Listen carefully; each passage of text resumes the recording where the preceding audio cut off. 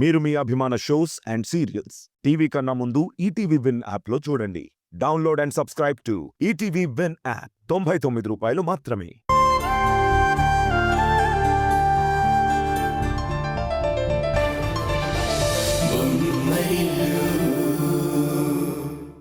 ఏం చెప్పమంటావు?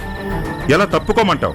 ఇన్ని చెప్పాక కూడా మీకు అర్థం కాకపోతే మీరెన్ని చెప్పినా నా నిర్ణయం మారదు. ఉషా ఈ ఇంటి గడప దాటి వెళ్లాల్సిందే. ఇందులో ఎలాంటి మార్పు లేదు. ఏ రోజు నా మాట విన్నా నీ పంతం నీదే. మార్చుకుంటాననుకోవటం నాదే తప్పు. చూడు కిరణ్మయి, కళ్ళెదురుగా ఇంత అన్యాయం జరుగుతున్నా ఆపలేను. నేను ఒక చేతగాని వాడిలా నేను ఇక్కడ ఉండలేను. కన్న కొడుకు మీద అబండాలు వేస్తుంటే చూస్తూ సహించలేను. కుటుంబంలో జరుగుతున్న ఈ దారుణం చూస్తూ ఒక్క క్షణం కూడా ఇంట్లో ఉండలేను. నీ నిర్ణయాన్ని సమర్థించలేను. అందుకే ఇప్పుడే ఈ క్షణమే నేను ఇంట్లో నుంచి వెళ్ళిపోతాను. ఈ సమస్యలన్నీ తీరిన రోజే మళ్ళీ నేను నీ ఇంట్లో అడుగుపెట్టేది.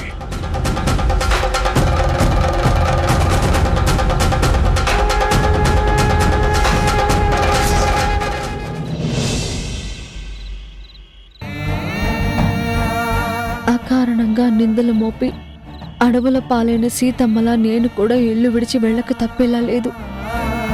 అనుమానపు పొరలు కమ్ముకున్న చోట ఆదరణ కరువైన నాకు వనవాసం తప్పేలా లేదు. ఆయనకు చెప్పి వెళ్ళాలా లేక చెప్పకుండా వెళ్ళాలా? భర్తకి తెలియకుండా ఇంత జరిగి నేను గడప దాటితే అది చాలా పెద్ద తప్పవుతుంది.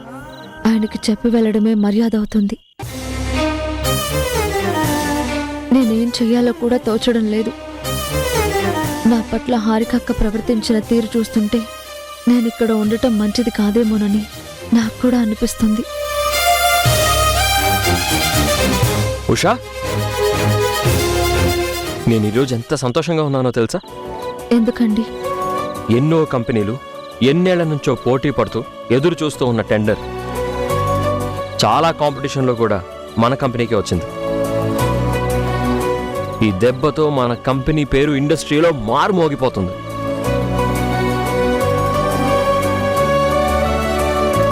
నీకు ఇంకో విషయం చెప్పనా? ఇంత మంచి సిచ్యుయేషన్లో నేను ఎంప్లాయీస్కి బోనస్ ఇద్దామమ్మా అని అడిగితే అమ్మ అసలేం ఆలోచించకుండా నీ ఇష్టం నాన్న అనేసింది. ఇలా అమ్మ నేను చేసే ప్రతి పనిలోనూ నాకు ఫ్రీడమ్ ఇచ్చి ఇంత ప్రోత్సహిస్తుంటే ఎన్ని రోజులు ఈ ఫీల్ ఎలా మిస్ అయ్యానా అనిపిస్తుంది. ఇన్ని రోజులు సంగీతం దూరం అయితే ఎలా బతకగలను అనుకున్నాను. నా సంతోషం, నా జీవితం అంతా సంగీతంతో ముడిపడి ఉందని కలలుగన్నాను. కానీ ఎప్పుడైతే సంగీతాన్ని వదిలి కంపెనీలో అడుగుపెట్టానో అప్పటి నుంచి నా లైఫ్ మొత్తం మారిపోయింది. ఒంటరిగా ఒక పాట పాడుకోవడం కంటే 100 మందికి ఆనందం పంచితే ఎలా ఉంటుందో ఈరోజు బోనస్ ఇస్తుంటే అర్థమైంది. ఇలాంటి మూమెంట్స్ని నేను మిస్ అవ్వకూడదనే అమ్మ నన్ను బిజినెస్లోకి రమ్మంది అనుకుంటాను. అమ్మ ఏది చేసినా పర్ఫెక్ట్, ఏ నిర్ణయం తీసుకున్నా అది కరెక్ట్. మనం జస్ట్ అమ్మని గుడ్డిగా ఫాలో అవుతూ వెళ్ళిపోవడమే. That's it. ఇప్పుడు ఈయనకి ఏం చెప్పినా వినే పరిస్థితుల్లో లేరు. ఏమన్నా చెప్పినా అమ్మ చెప్పిందే కరెక్ట్, అమ్మ చేసిందే కరెక్ట్ అనేలా ఉన్నారు. హే, వచ్చినప్పటి నుంచి నేనే మాట్లాడుతున్నాను, నువ్వేం మాట్లాడవా? మీ సంతోషాన్ని, అమ్మ మీద మీకున్న ప్రేమని చూసి నా గొంతు మూగబోయింది. అయినో మా అమ్మని నాకన్నా ఎక్కువగా నువ్వే అర్థం చేసుకున్నావు. అవును, అలసిపోయి వచ్చారు, మీరు వెళ్ళి ఫ్రెష్ అప్ అవ్వండి. 5 minutes. ఈ టైంలో ఆయనకి ఈ విషయం చెప్పకపోవడమే మంచిది. రేపు ఎలాగో ఈయనకి చెప్పకుండా వెళ్ళిపోతాను, అప్పుడు ఆయనకే తెలుస్తుంది.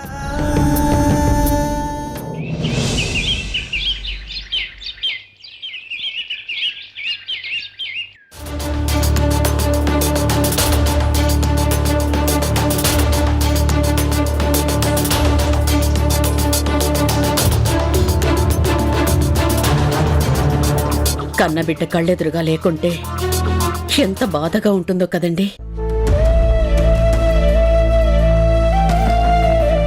నిషా లేని ఈ ఇల్లు బోసిపోతోంది. ఈ ఇంట్లో తను తిరక్కపోతే చీకటిగా ఉన్నట్టు అనిపిస్తోందండి. కొన్ని వీక్ మూమెంట్స్లో కొన్ని స్ట్రాంగ్ డెసిషన్స్ తీసుకోవాలి స్వర్ణ, తప్పదు. ఎవరి కోసమో మన లైఫ్ స్టైల్ని మనం మార్చుకోవాల్సి వస్తోంది. ఎవరి కోసమో కాదు స్వర్ణ, ఈ నిర్ణయం ఒక రకంగా మన అమ్మాయి భవిష్యత్తు కోసమే. అసలు ఇలా ఎందుకు భయపడుతూ బ్రతకాలి? మన స్వేచ్ఛని మనం ఎందుకు నాశనం చేసుకోవాలి?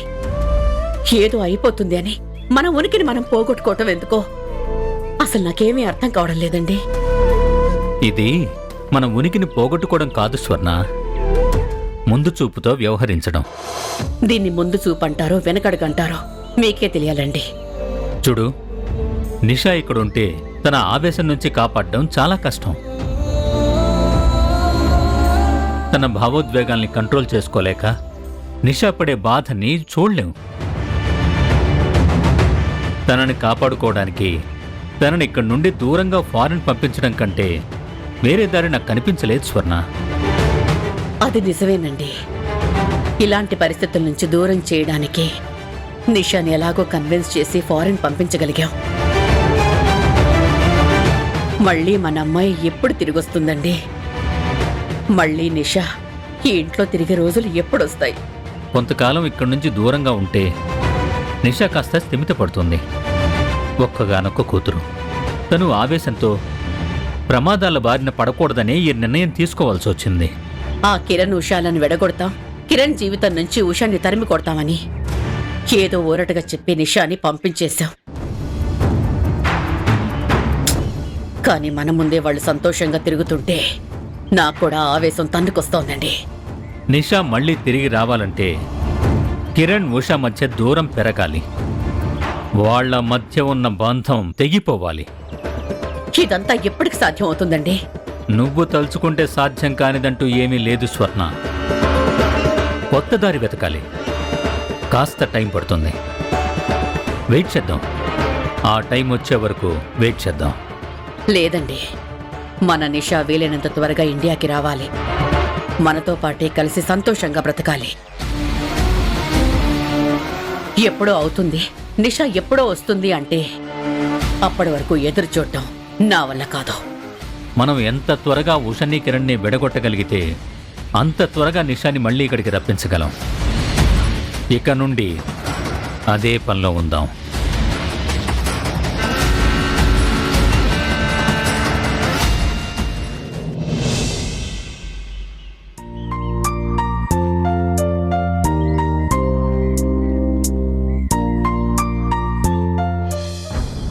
సురేమో ఇరిసేసింది కరుసైన కాలమిలా, ఎగురేసిన జీవితమంతా చిరిమేసెను చీకటిలా.